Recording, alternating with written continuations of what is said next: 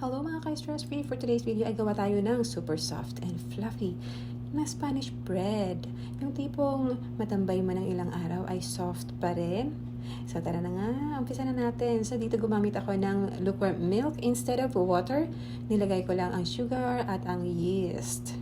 Haluin lang ng bahagya at iset aside for 5 to 10 minutes to see if the yeast is active.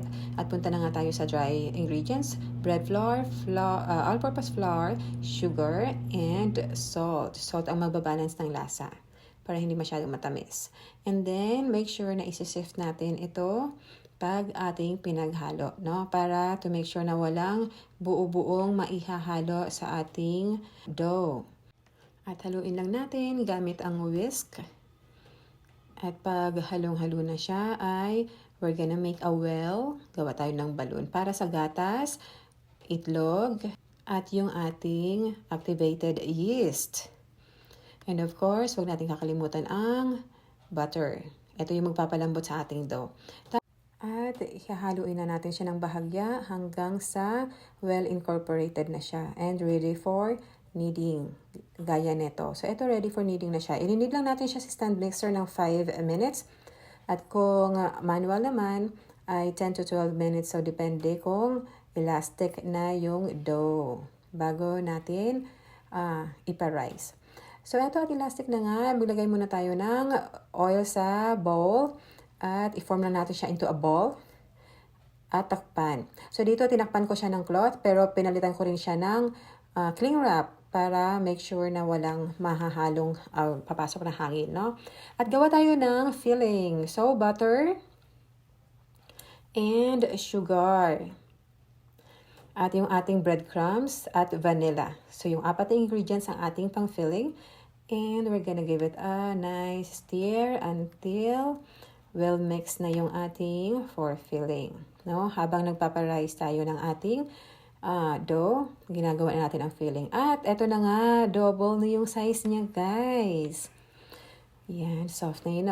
So, pag natin, we're gonna punch it hanggang sa lumabas lahat ng air niya. Kailangan walang air. Ilabas natin lahat ng air. At hatiin muna natin ito.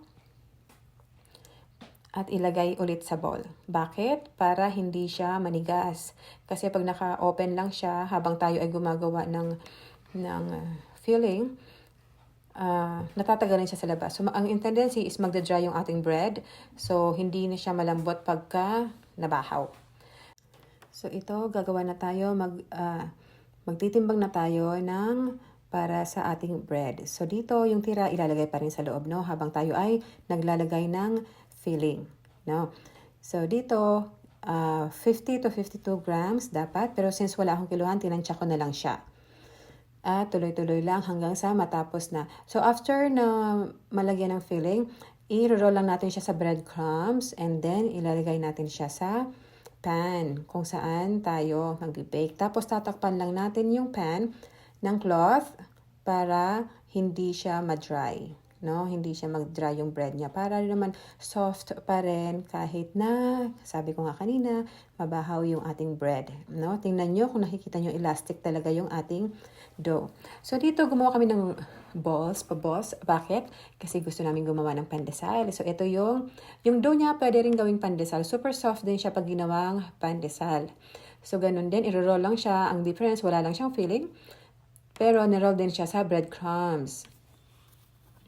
At ganun din, set aside lang natin siya. Let it rise for about 35 to 40 minutes. No?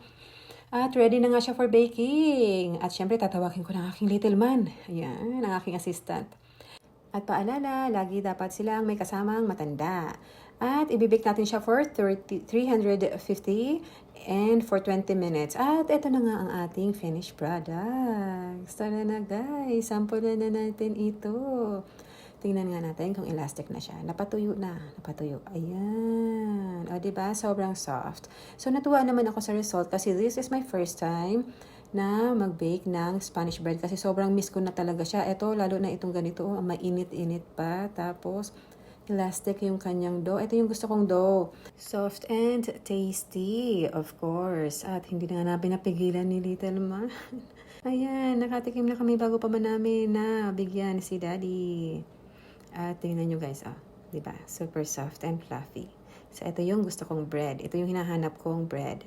And that's all for today's video. Sana guys, nagustuhan nyo ang ating homemade Spanish bread. Thank you so much guys for watching. See you soon!